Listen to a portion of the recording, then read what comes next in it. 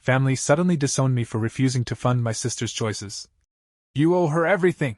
they screamed. I smiled and cut them off.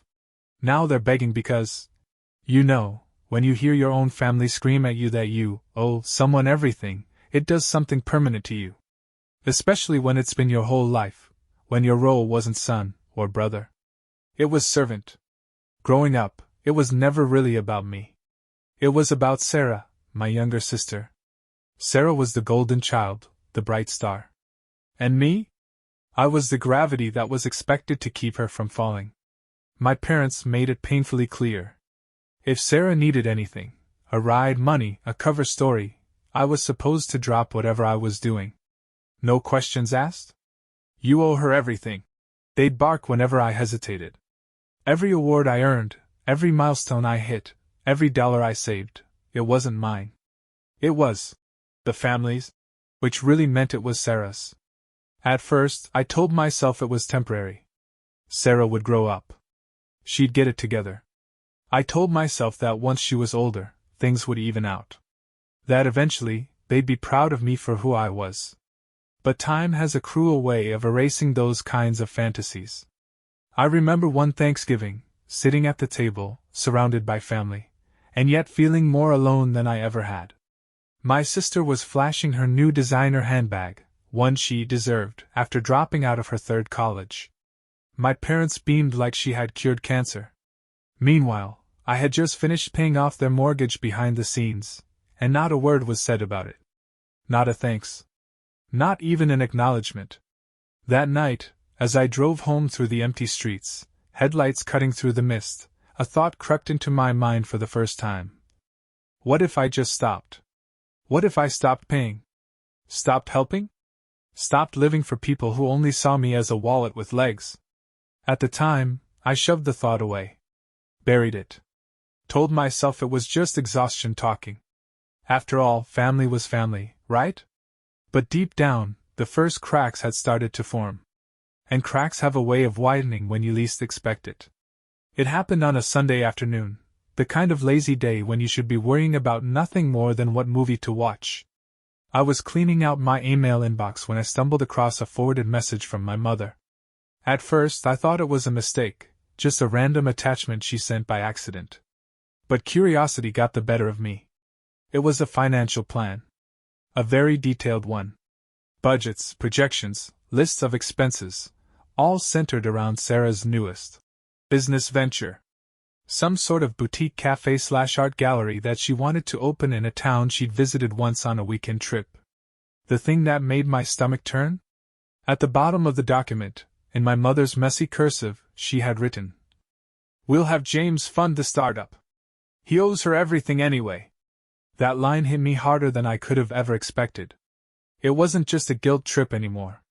It wasn't some heat-of-the-moment shout. No, this was planned. Carefully, coldly. They were orchestrating my future behind my back, assuming, that I would foot the bill for yet another one of Sarah's reckless dreams. And the worst part? Sarah had signed her name at the bottom too. As if it was already a contract. As if I had no say in it. For a long time, I just sat there, staring at the screen, feeling the quiet hum of my apartment around me.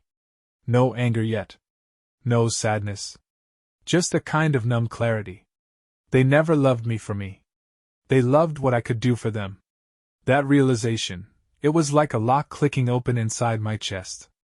This wasn't just a bad family dynamic. This was betrayal. And for the first time in my life, I realized, maybe I didn't have to play along anymore. I didn't call. I didn't text. I didn't send a long, emotional email like the old me might have. No, I drove straight to my parents' house. It was late afternoon when I pulled into the driveway. The sky was that heavy kind of gray that makes everything feel more serious, more final. I remember sitting in the car for a second, gripping the steering wheel, staring at the front door, the same door I'd walked through 1,000 times, always hoping for approval that never came. Not this time. This time, I was here for me. I walked up the steps and knocked. I didn't even wait for them to answer. I opened the door and stepped inside. I could hear laughter in the kitchen, my parents, my sister, all of them talking like nothing was wrong. When they saw me, the room got quiet. You could practically feel the temperature drop. "James," my mother said, voice bright but strained. "We were just talking about you." "I bet you were." I held up my phone, the email open on the screen. "I read it," I said. They exchanged quick glances, the kind that give everything away. "Read what?" my father asked, already playing dumb. I didn't raise my voice. I didn't shout. I just stepped forward and placed the phone on the kitchen table between us. "The plan," I said. "The one where you decided that I'd fund Sarah's cafe." Without asking me. Without even telling me. Like it was expected. Sarah scoffed and leaned back in her chair, arms crossed. "It's not that big of a deal," she said. "You're successful. You can afford it." I stared at her, feeling something inside me harden, something that would not be softened again. "You think because I worked hard, because I made something of myself, that you're entitled to it," I said, my voice quiet, razor sharp. My father leaned forward, his voice dropping into that low, dangerous tone he always used when he thought he could bully me back into line. "We raised you," he said. "We sacrificed for you.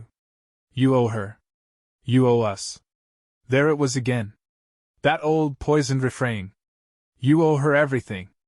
But something had shifted inside me. I smiled, not kindly, but coldly, cleanly. "No," I said. "I don't owe you anything." My mother gasped like I had slapped her. Sarah's jaw dropped. My father stood up from his chair so fast it scraped loudly across the tile. "You ungrateful little..." he started. But I was already turning toward the door. "I'm done," I said over my shoulder. "With all of you." And for the first time in my life, the first time, I felt no guilt at all. Just freedom. When I stepped outside that day, the cold air hit me like a baptism. I stood on the porch for a long moment, breathing it in.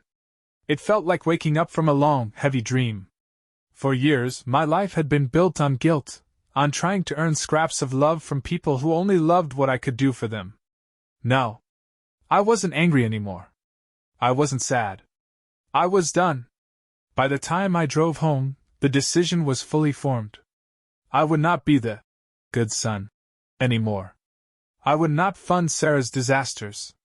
I would not pick up the phone when they needed another bailout. I would not show up when it was convenient for them and be invisible when it wasn't. I blocked their numbers that night. Blocked their emails. Changed my work contact details, just in case they tried to get clever. I even went as far as looking at apartments in another city, somewhere they wouldn't casually show up at my door. I wasn't running away. I was moving forward. And it amazed me how easy it was once the decision was made. There was no sleepless night. No second guessing. No gnawing guilt. Just a steady, growing peace. For the first time, I wasn't carrying the weight of 3 other people's mistakes on my back. I was standing tall on my own. And somewhere deep inside, a voice whispered, "This is what freedom feels like." The first few months were strange. Not bad, just quiet. No frantic calls. No angry texts. No guilt trips wrapped in fake concern. At first, the silence felt almost unnatural, like walking into a room where the noise had just been sucked out. But slowly, it became beautiful. I poured myself into my work. Without their constant interruptions and demands, my career took off like wildfire. I landed 2 major clients within the first 6 months, contracts that gave me the kind of financial security I'd only dreamed about before. With the extra money, I bought a house, not a mansion or anything, but a beautiful, cozy place with a big oak tree out front and a kitchen that always smelled like fresh coffee. More importantly, it was mine. No one could guilt me into giving it up. No one could take it away.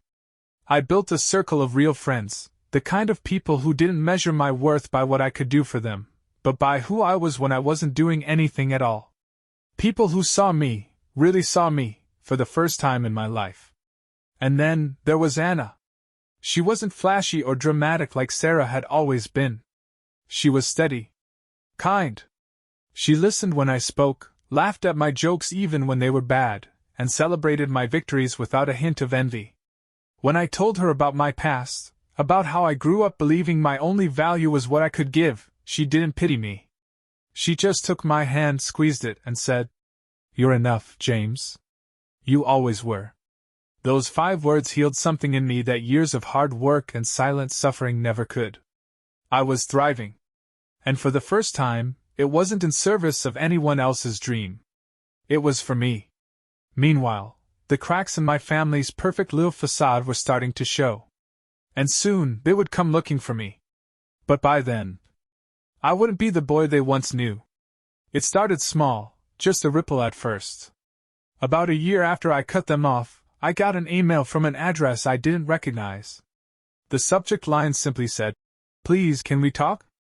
At first, I thought it might be spam. But when I opened it, there it was, my mother's unmistakable tone, wrapped in faux sweetness and thinly veiled desperation. "James, I know you're busy, but Sarah's going through a rough patch. Her business didn't take off the way we all hoped. She's under so much pressure. We were hoping you might reconsider helping her. Just a little." I laughed, actually laughed, sitting alone in my sunny living room with a mug of coffee in my hand. Her business venture, the one they had planned for me to fund without asking, had crashed and burned. No surprise there. Sarah didn't know the first thing about running a business. She had thought a pretty Instagram page and a few inspirational quotes were enough to keep a cafe afloat.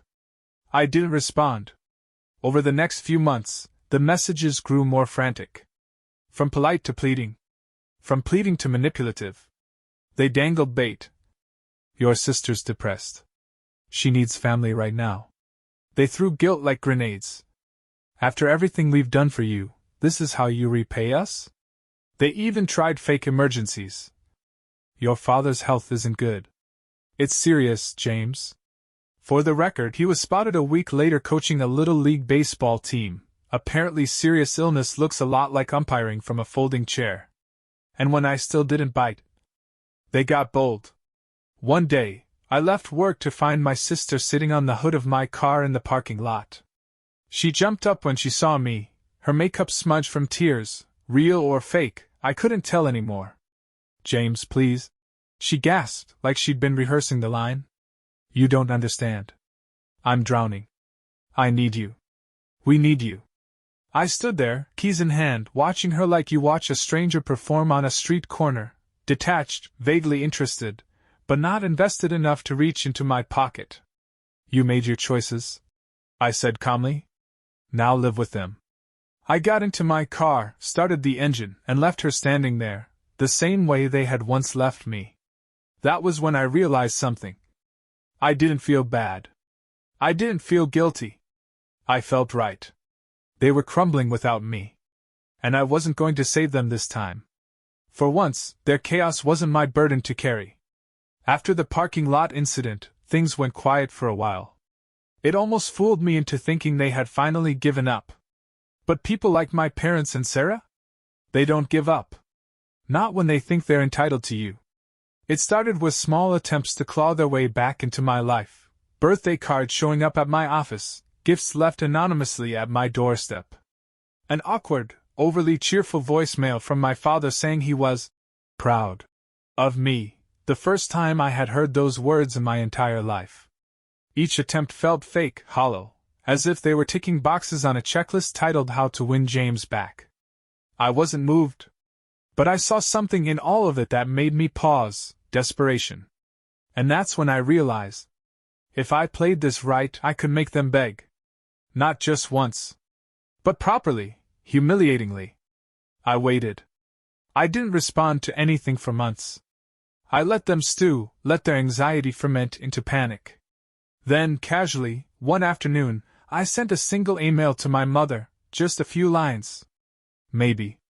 But things would have to change. A lot. No promises. No explanations.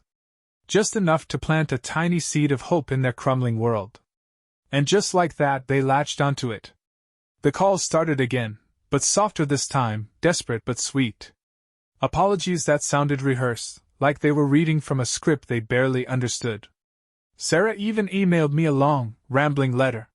It was full of fake humility, sentences like, "I realize now how much you did for me. I'm sorry I didn't appreciate it. I just want my brother back." It was so transparent it was almost funny. I decided to reply. I told them, in writing, that I would consider rebuilding the relationship. Under certain conditions. Sarah would need to pay back a portion of what I had given her over the years. My parents would need to publicly acknowledge, in front of the entire extended family, how they had used me. Most importantly, they would have to put it in writing, no empty words this time. I knew they would never agree. But they didn't know that. To them, this was their golden ticket back to the good old days, when James meant money, stability, and endless forgiveness. For weeks they scrambled. Sarah sent pathetic little payments, $50 here, $100 there, trying to prove she was serious. My parents started calling relatives, spinning wild stories about how they were being unfairly punished by their ungrateful son. Trying to gather sympathy, only to be met with confusion. Turns out, without my funding, the charming mask they wore around extended family cracked fast. Bills piled up. Sarah's credit crashed. The mortgage payments were falling behind. And still, they believed they could fix it with a little more begging, a little more lying, a little more pretending. They had no idea they were digging their own graves with every desperate move. I wasn't just walking away this time. I was watching them collapse. Brick by brick, lie by lie. And smiling as I planned the final blow. The opportunity came sooner than I expected. One of my cousins, Amanda, was getting married. Big family event. Everyone would be there. Aunts, uncles, cousins, distant relatives I hadn't seen in years. Normally, I would have skipped it. But this time? It felt like the perfect stage. When the invitation arrived in the mail, crisp and formal, I smiled to myself. I RSVP'd immediately, yes, with a +1. Anna would be by my side. The woman who had seen me for who I truly was, not for what I could provide. I could already imagine it. Me thriving. Them desperate and falling apart, pretending everything was fine. So I planned carefully. I waited until the reception, after everyone had loosened up, after the small talk and the clinking of glasses, after the polite laughter grew lazy. And then I made my move. They approached first, of course. Sarah in a cheap knockoff dress pretending it was designer. My mother and father behind her, smiling that brittle, hollow smile of people who are dying inside but can't let the world see. "James," my mother said, voice syrupy sweet. "We've missed you so much." I smiled, genuinely this time. "Funny," I said.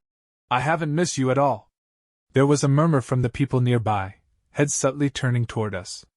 Sarah stepped forward, her fake smile tightening. "I've been doing what you asked," she said quickly, voice trembling.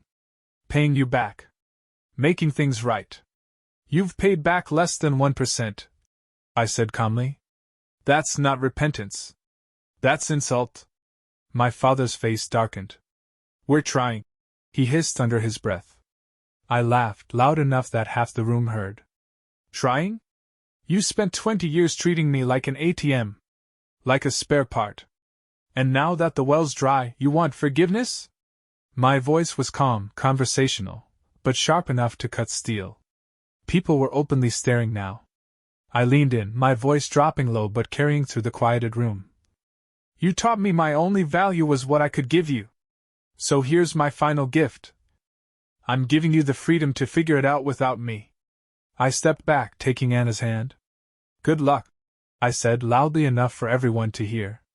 "You're going to need it." The silence that followed was heavier than any shout could have been. I didn't wait for their response. I turned, walking away into the crowd, surrounded by whispers and wide eyes. Behind me, I could hear Sarah's voice rising, desperate, cracking. My mother's sobs starting to break through. My father shouting something bitter and meaningless into the air. But I didn't look back. Not once. The fallout came fast. By the time I got home that night, my phone was buzzing nonstop, dozens of missed calls, voicemails, and text messages. Some angry. Some pleading. Some so incoherent they were almost funny. I didn't answer any of them. Instead, I sat on my back porch with Anna, the stars bright above us, a soft breeze moving the trees. I cracked a beer, leaned back, and for the first time in years, I didn't feel the gnawing pressure in my chest. No more weight. No more chains. I was free. Over the next few days, the messages grew more desperate. Sarah emailed me long, weepy paragraphs about how humiliated she was, how heartless I was, how family sticks together through hard times. My mother sent pictures of old family vacations, as if nostalgia could erase a lifetime of betrayal. My father, always too proud to grovel properly, sent one terse message. I hope you're proud of yourself. You've destroyed this family. I didn't respond. Not once. Instead, I made it official.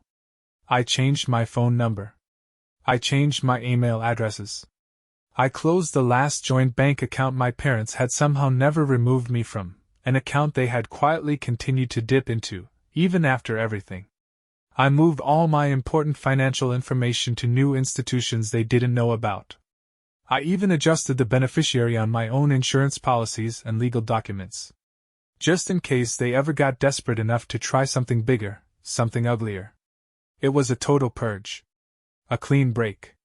One day, a few weeks later, I stood outside my house, the home I had built for myself, and watched the sun set behind the trees.